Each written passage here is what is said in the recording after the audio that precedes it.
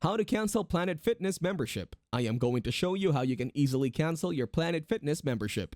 First, open the Planet Fitness app on your device.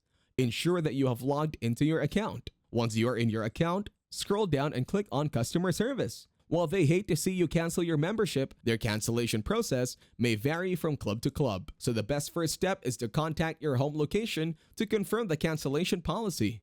For most locations, you can visit your home club in person to cancel your membership or send a written notification via mail to your home club requesting cancellation. Some members may also be eligible to cancel their membership online based on their membership type and the location of their home club. If you have additional questions, please contact your home club or their member services department. Please note, to stop the billing of your monthly membership on the 17th, the club must receive written notice delivered by the 10th in person or through the mail, as it may take up to 7 business days for billing changes to take effect. To stop the billing of the annual fee, cancellation must be completed by the 25th of the month before the annual fee date.